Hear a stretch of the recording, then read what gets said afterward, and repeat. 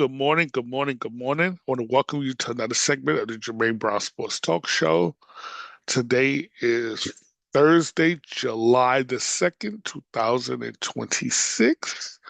It's around 10:30 Eastern Standard Time in the morning. This is going to be the 4th of July weekend for those who celebrate that stuff. I'm not one who really do, but hey, I like the time off. But anyway, I promised that I would have gotten to the trade and all that has taken place, in the NBA since the Knicks won the title, and I'm going to get into that today. Um, I wanted to wait to see what happened with Jalen Brown, so this way I don't have to go back and make multiple videos on trades.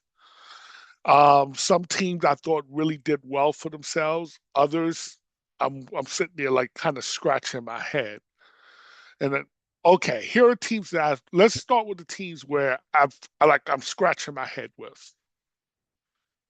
Minnesota. It's one thing for you to give up on Julius Randle. I can understand. You want to change to make up your team. So I can understand you moving off of Julius Randle, which I'm glad you did it for Brooklyn. I'm glad he's back in New York City.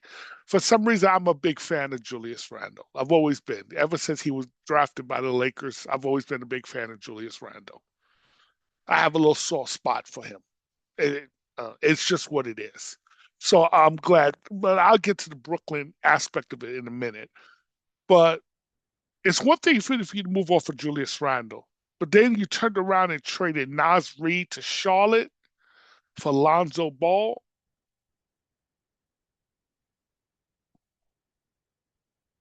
I mean, not Lonzo, sorry, for LaMelo Ball. For LaMelo Ball. So, yes, you got another running mate to go with Anthony Edwards, but you gave up size to do so.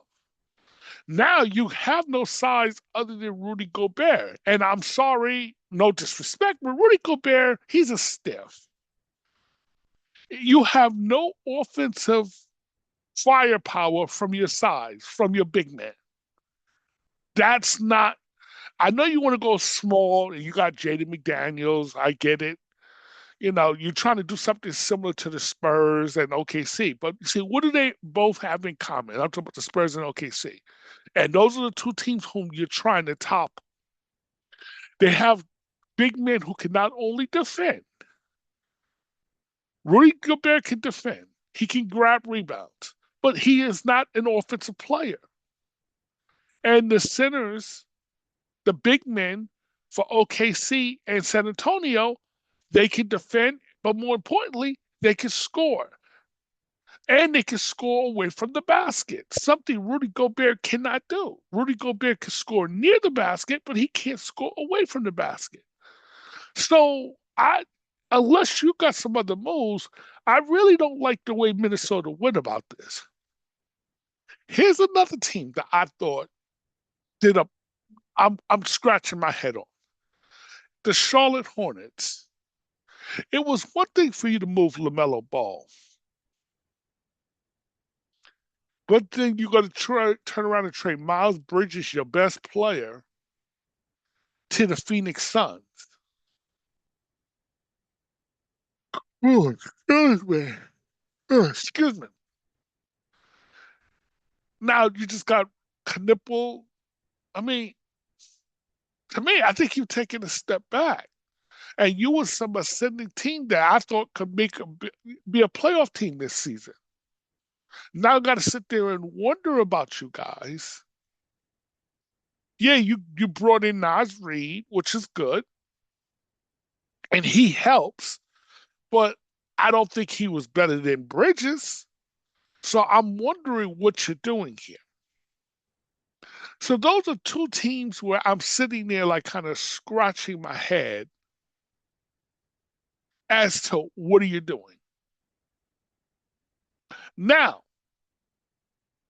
here are teams that I thought really helped themselves in some of these trades.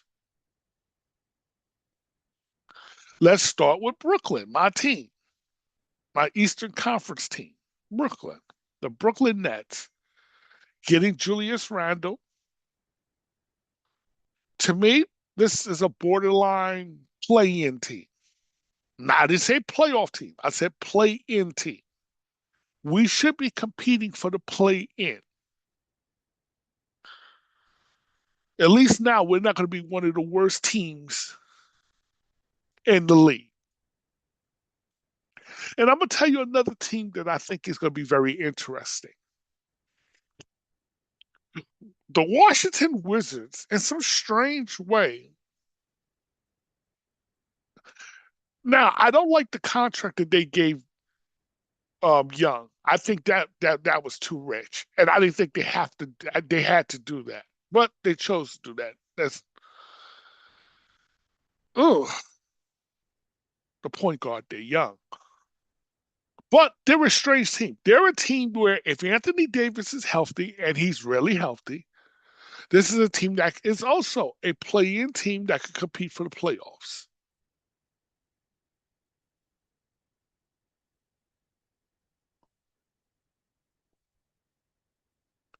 But they're an interesting team. But surprisingly, there's a team.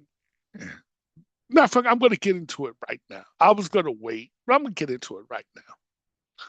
Yesterday, Boston traded Jaylen Brown to the Philadelphia 76ers for Paul George and really two first round draft picks, two first round picks.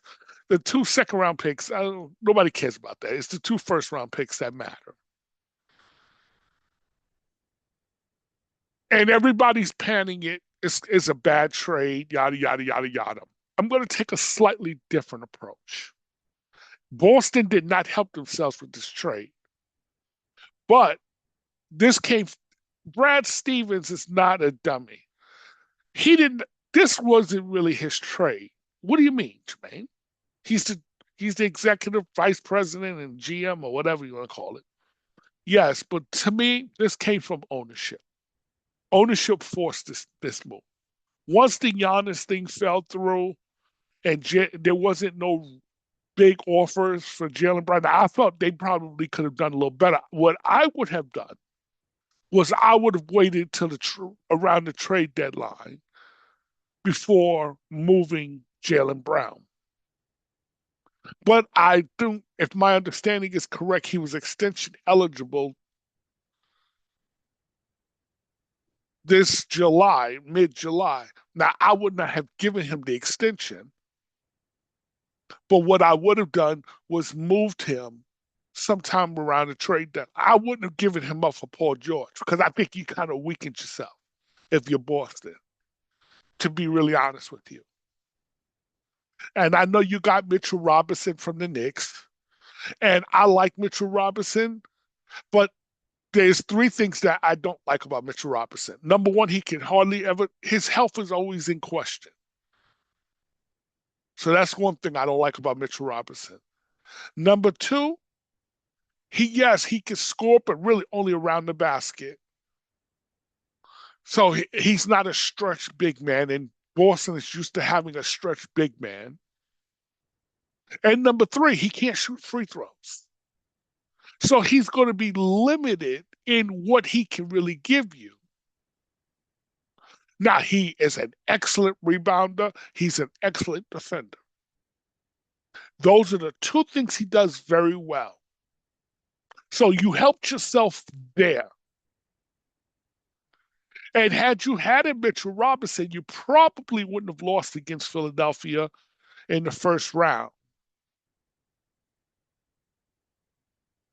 In the in this past season, in this past season's playoff, if you had a Mitchell Robinson, but you didn't.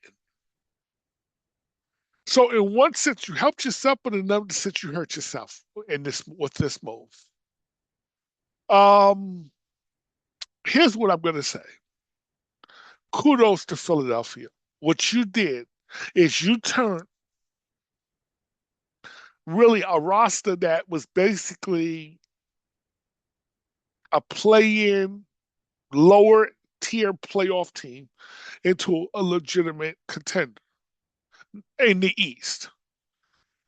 Getting Jalen Brown for Paul George was the best you was going to do. And really, yes, two first round draft picks, but let's keep it real. These were moves you had to, this was a move you had to make if you wanted to compete against a team like the Knicks, the Heat, the Raptors. These are teams that helped themselves. Oh, Toronto really helped themselves by getting back to Kawhi Leonard. Because now, if they had Kawhi Leonard, that Toronto Cleveland series is different. It's a different series if they had Kawhi Leonard, but they didn't. They got him now. So Toronto really helped themselves. Toronto is going to be one of those teams in the East that they're going to be a middle of the pack regular season team, but come postseason, they're going to be extremely dangerous. That's a team come postseason to look out for. Regular season, I look at them as a 4, 5, maybe 6 seed, somewhere in that range. 3 seed if they're lucky. But come playoff time, look out. That's going to be a dangerous team. With Kawhi, he's healthy. With Scotty Barnes, they got something. R.J. Barrett, Emmanuel Quickly, they got something there in Toronto. They do. And that's a happening place in Toronto. I mean, I wish them very well. I wish them well, except when they play the Nets, of course. But I wish, I mean, my Nets, like I said, we'll be fighting for the play in. Um, Indiana, I didn't see so much excuse me, of improvement per se, but I expect Indiana to be a good team this year because they're always a good team. Indiana is one of those, they're tougher than a $2 steak type teams. They're tough. And now when they're going to have back Halliburton healthy, Tyrese Halliburton healthy, they're going to be a team that you're going to have to deal with. It's just that, in other words, the East got a lot tougher. Philadelphia is right up there now. I think they can compete with the Miamis, the Knicks, with this move. Healthy and beat, no healthy and beat, they can compete with the Heat, the Knicks. I'm not saying they can beat them, but they can compete with them. The Heat, the Knicks, Toronto. They have put themselves in the mix. Atlanta is question marks. And notice I'm focusing a lot on the Eastern Conference teams because that's what I care most about. Atlanta, the Knicks. I mean, Atlanta, they're a question mark. Um, I'm thinking, who could really surprise? Oh boy, what team do I think can really come out of nowhere that you don't think of and be a surprising team? Because there's always one surprising team you don't think much of. We don't think much of that come out of nowhere and is at least competing in the play-ins and maybe even make a little playoff run.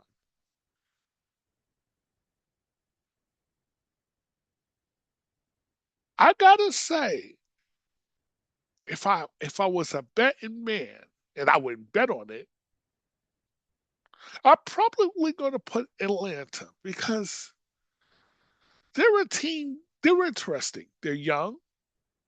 They're athletic. They're an interesting team. But I didn't see anything that they did, unless you could correct me if I'm wrong. Anybody, in your chat or whatever, let me know if maybe I'm missing something. But Atlanta's that one team that I don't think really did much this off season. I don't think they helped themselves, but they definitely did hurt themselves. But they're a team that I think can make a little run. They're a team that I will watch out for. Maybe you'll have another team that I'm missing, that I'm not thinking about, but at least in the East. Now let me get over to the West.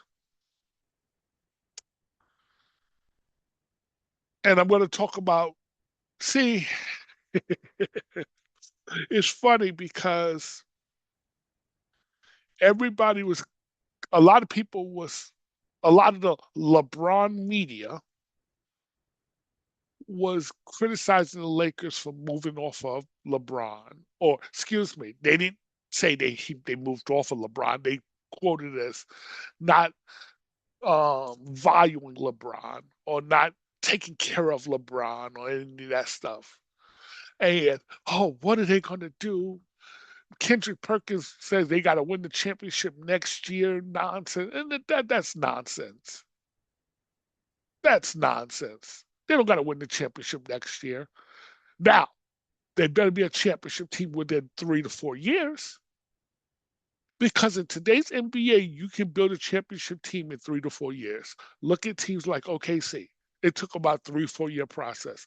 Teams like San Antonio to get to the finals took a 3, 4 year process.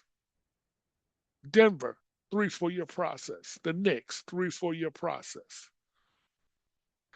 These are teams where, so in 3 to 4 years, you should be a championship contending team if you were building prop. If not, it'll take longer. So just like I held LeBron to a high standard, because you're in LA, fair or not, Luca, and I know you didn't ask to go to LA, but you held to the high standard. LA is requiring championships. And so you have to deliver championships, not a championship, championships. If you want to be considered a Laker legend, that's just the way it works, which means multiple championships. So this team has to be championship contenders within the next 3 to 4 years. Now, the moves they made, I like the moves they made. Getting Walter Kessler, and they're not paying him such a huge salary, which will make it hard to move. Now they did give up draft assets to get him, but that's what you was going to have to do. So you either had to overpay to eat into your salary cap to get him, or you had to give up draft capital to do it. If you overpaid, now that takes away your salary cap, which means it would have been harder to build the team around, to get other players to keep building the team around Luca. So you had to do the lesser of the two evils, as I like to call it. Okay.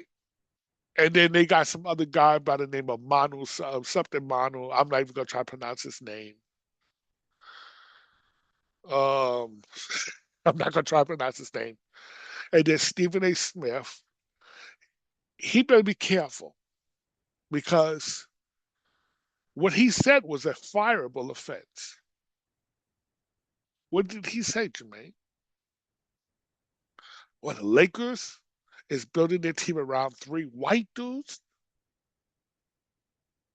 So what does it matter if they're white? The skin color should not matter. The question is, can they play? You so focused on skin color, you see, and whether you was joking or not, you don't. Those are jokes you just don't make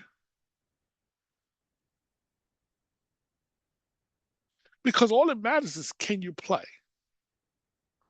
Let me explain. Let me hip you in on something, folks. In basketball and football, because those are majority black or African American sports, if you see a white dude on the team, he can play. That's why he's there. They're not going to take up a roster spot for a guy who cannot play. If you see a white dude on the team, especially if he's a starter, he can play. So Luca Reeves, Kessler. Now, offensively, they're going to be a fun group to watch. The problem is defensively, that remains to be seen. But the Lakers have quietly rebuilt their franchise. In hockey, if you see a black dude on the team, that means he can play. Because you don't see many black players in hockey. But if a hockey team decided to build around three black dudes, and a white commentator said you're gonna build around three black dudes, he most likely would be out of a job, or the cause would be for him to lose his job. Well, why should Stephen A. get an exception? See, Stephen A. has made a lot of inflammatory comments in the last few years. He is really skirting around that third rail. And he's done it a few times. He has to be very careful. Because to me, it was a silly comment. Okay. And so to me, the Lakers really helped themselves. They did what they needed to do. They got younger, a little bit more athletic, not much more, and they got a little more size. So in a sense, they accomplished what they needed to accomplish. Now, is it a championship team? No. But I don't think they're any better or worse than they were last season. That's what I'm seeing right now. I don't think they're any better, they're any worse.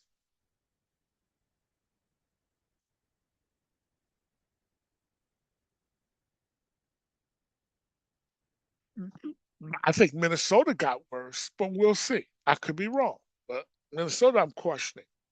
Houston, it was a good move getting Marcus Smart. Houston, so now you got Van Vliet and you got Marcus Smart. That's a team that, to me, middle of the pack in the regular season. But if they get a motivated Durant, and that's a big if, they're a team that could at least get out of the first round next season. They will at least be a threat. I'm not saying they'll win. They're not, to me, they're not better than OKC. They're not better than San Antonio. But they could be right up there, like the third best team in the West if things break right for them. Now, so I like what Houston did. Golden State,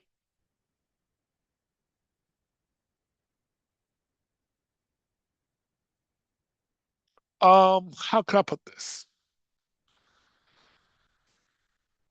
If they get LeBron James, they're a middle of the pack team in the West that you have to take serious. If they don't get LeBron James, they're a playing team. That's just what I see Golden State at. I'm sorry, it's just what it is. Um, I don't think they're a championship team with or without LeBron. I think the championship run is over. That's just my personal opinion on it. I could be wrong, but I think that's my personal opinion on that.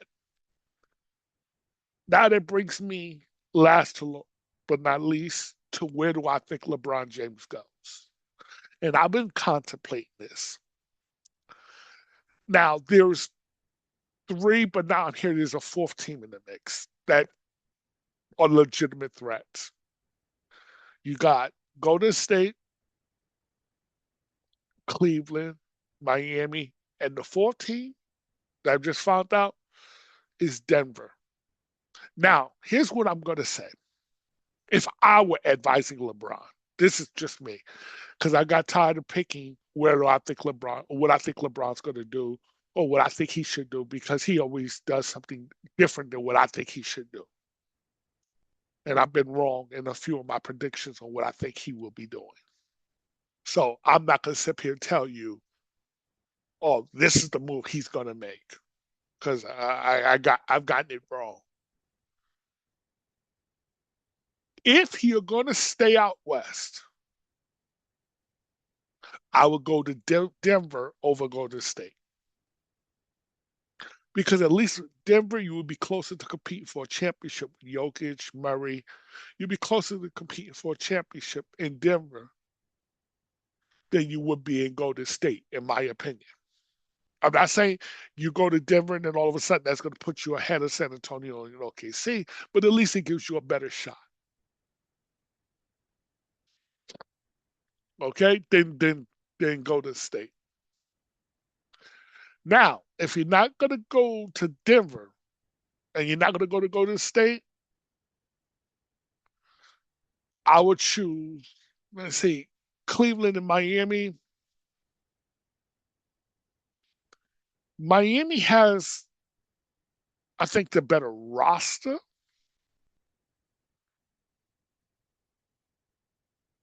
I mean, you got Giannis. If Giannis is healthy, and he'll be motivated. The one thing, listen, I'm not a Heat fan. Don't like the Heat, and even I'm not a Knicks fan. Don't Not a Knicks fan or anything like that. But I love those Heat Knick rivalries, and I do believe that that's going to come back now that Giannis is back is in Miami. Um, but I've always respected the Heat, just like I respected the Knicks, because you respect good franchises, especially a well-ran franchise like Miami, Pat Riley, Eric Spoelstra.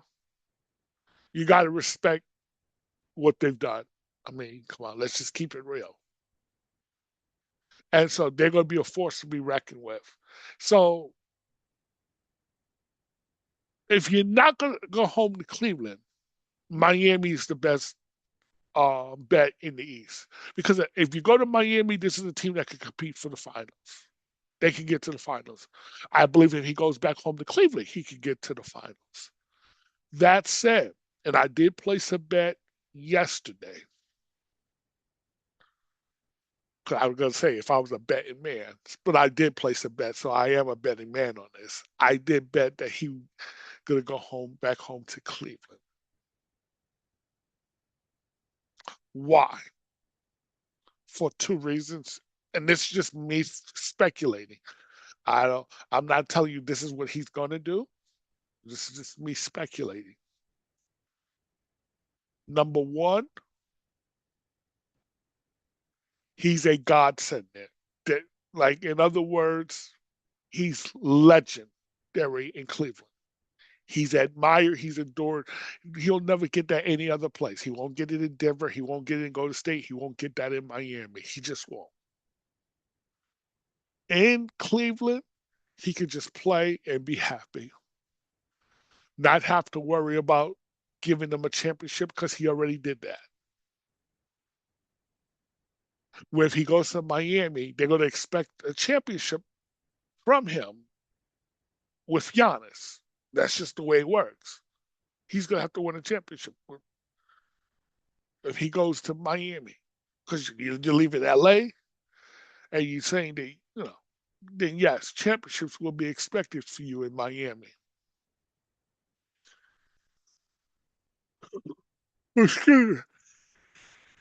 So, he's got legendary status in Cleveland. They're going to build him a statue. They're going to raise his jersey to the rafters at the end, and he might even get ownership of the team. Some ownership in the team. So that's reason number one. I think he'll do it. Reason number two, he's home. He doesn't have to worry about building a new home. See, there's two places where he's definitely got a home in Cleveland and in LA. He probably still has one in Miami. I don't know about that one. But Denver, he doesn't have a home. And from my understanding, he doesn't have a home in Golden State. Um, but he's going to want to be close to family. And his family was going to either be in LA or Cleveland. That's where they go. Those are the two places that they're often in, LA and Cleveland. So that's the reason why I'm giving Cleveland the pole position in the East. Okay. It wouldn't shock me if he goes to Miami. It wouldn't surprise me if he goes to Miami. And I can see a logical reason he would choose Miami. So let me just go with that. Here's a third reason that I picked Cleveland. He met with Dan Gilbert the last week or so for a couple of hours. You're meeting with the owner of the team for a couple of hours. There's a reason why you're meeting with him. If they weren't serious contenders of getting you, you're not meeting with them. Remember, he refused to meet with him in 2010 when he was choosing where he wanted to go, which was obviously going to be Miami. He refused to meet with Dan Gilbert in 2010. He met with him in 2014 privately. He met with him now privately. In 2018, he didn't need to meet with Dan Gilbert because there was but he did inform Dan that he was going to leave the team. He told him ahead of time in 2018. I mean, after the 2018 season, that he was going to leave. He let him know ahead of time, so he didn't need to meet with Dan Gilbert. So the times when he was leaving or not going to stay in Cleveland, he did not meet with the owner. The times that he was considering Cleveland, he met with the owner. And I'm not considering Cleveland. The time he went to Cleveland, he met with the owner. So I'm thinking there's a pattern here. If he's meeting with the owner, then that means that yeah, it's a safe. I'm hedging my bets that he chooses Cleveland for that very reason. Now, Cleveland people, some media members of the Cleveland media is panicking that, oh, well, they missed out on Jalen Brown, so that means that they won't be able to get LeBron. If Let me explain something to you. If LeBron wanted Jalen Brown on Cleveland, Jalen Brown would have got traded to Cleveland. Cleveland had the assets to do it. And Dan Gilbert would have moved heaven and earth to make it happen if he wanted Jalen Brown in Cleveland as a deal breaker. So the fact that Jalen Brown went to Philadelphia, I do not think that's going to preclude LeBron. If he doesn't choose Cleveland, it had nothing to do with Jalen Brown. That's what I'm really getting at. Not in my opinion. I don't think it had anything to do with Jalen Brown. If he doesn't choose Cleveland. But I believe he is going to choose Cleveland. That's just my belief. That's my bet. And we'll see if I'm right. I hope you all enjoy your Independence Day weekend. For those who celebrate it, if you don't, so be it. Hit that like button, subscribe, leave a comment. Thank you, and have a blessed day.